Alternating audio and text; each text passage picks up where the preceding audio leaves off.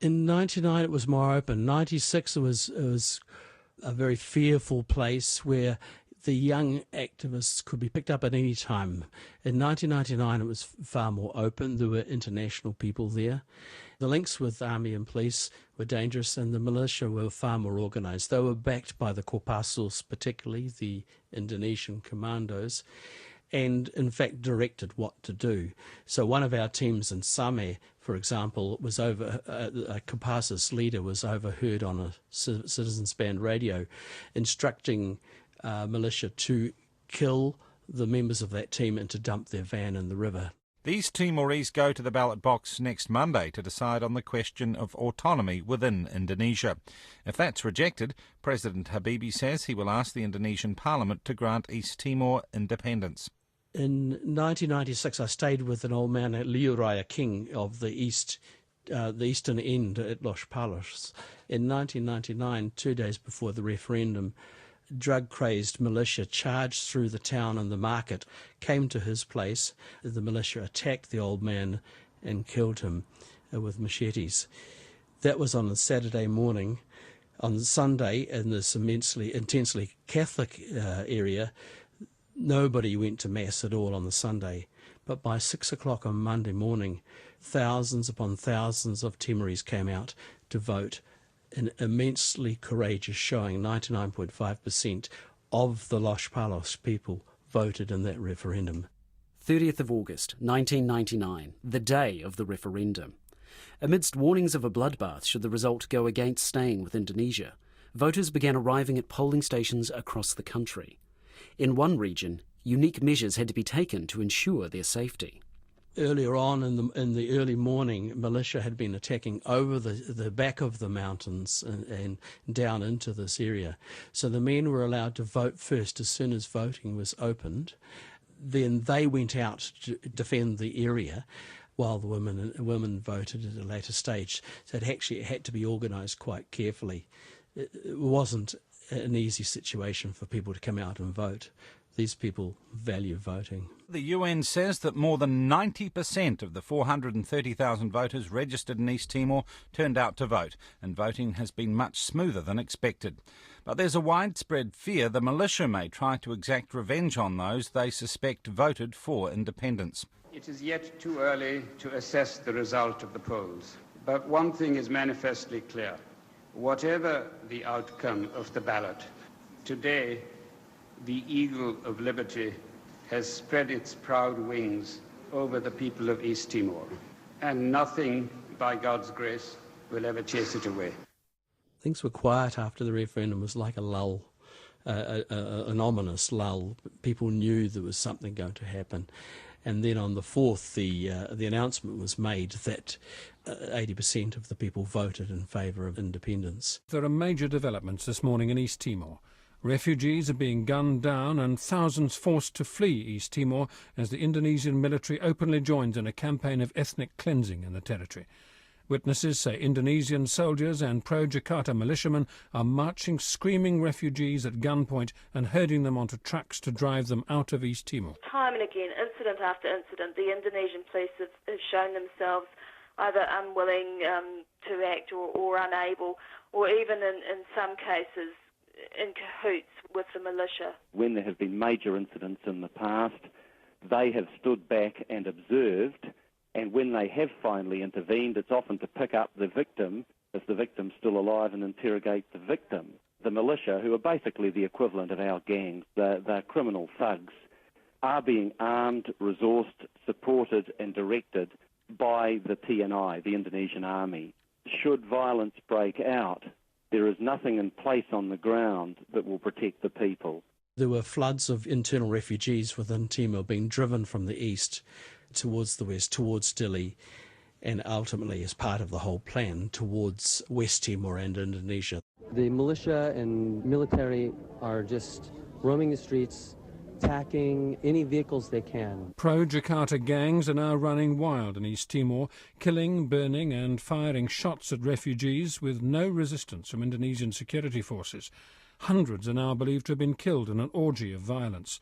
The place was becoming dicey, and so the last things we did the last morning we were there were to interview people on the convoys and just get a picture of what was going around the actual military movements.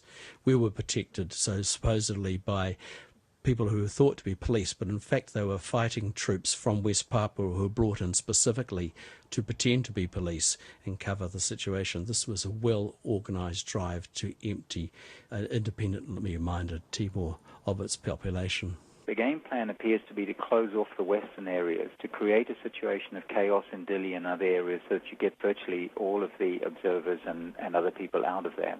It's an extremely grim situation and looks very much like part of an armed rebellion against the UN presence and against the referendum. The militias have proved to be indiscriminately violent and ready to kill anyone they suspect of being active in the pro-independence movement. There are fears that hundreds of people have already been killed. It's hard to exaggerate the reports we're hearing there. There is a humanitarian catastrophe building in East Timor, and the only astonishing thing I think about this is the silence and inactivity of the international community. I really believe it is a form of final cleansing of the people. Due to the threat of violence, Tim and his team were forced to take refuge in the UN compound in Baucau. Those buildings were then under attack from AK-47 wielding men on motorbikes that came past and riddled the outside of those buildings, and some of the bullets went inside.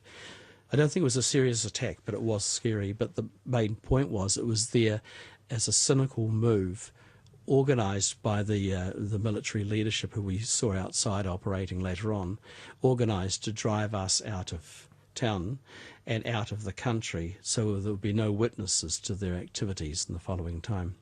And it worked. They evacuated the compound and tried to get to the airport. With them was a West Papuan man who was not supposed to be in the country. He was advised to surrender himself to the Indonesian army, which Tim says would have been fatal. We had to negotiate to get Jacob out of the country. Well, in fact, he took a stance that he negotiated his way through, but two of us were supporting him there. To get through Indonesian military at the first level, Australian military at the second, and on to the Hercules. But the whole operation was then held up because a large number of Timorese workers who've been working for the UN then made a charge onto the tarmac of the airport desperately to get into that plane. They knew they were under threat. Already Baucau, the city, was there was smoke rising from all around us, and the people were in serious fear. And these particular people, the Timorese who worked with the UN, they knew they were at risk. So they tried to get on the plane. Bishop Bello, the Nobel Prize winner, he negotiated with the military for 3 hours, the Indonesians for 3 hours, who eventually agreed to fly those people to Dili. Unfortunately, in Dili, they went right into the flames of the final destruction of Dili.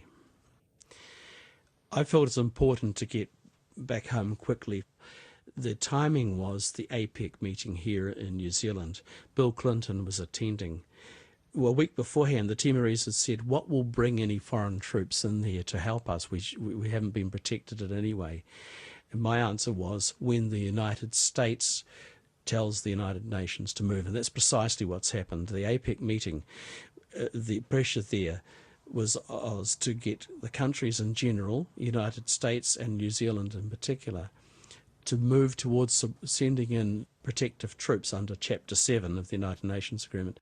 And after intense negotiations, that's what happened. On the 20th of September, a force of UN troops led by Australia entered the country. Indonesia withdrew, and the militia retreated. The violence wasn't over, but a toll of sorts could now be taken. The family we lived with in Baucau headed back over the mountains, as the people of Timor have always done under attack, over to West Timor, which was in Indonesia, but it was in relative safety for them then. And they managed eventually to make their way back from the difficult situation in West Timor.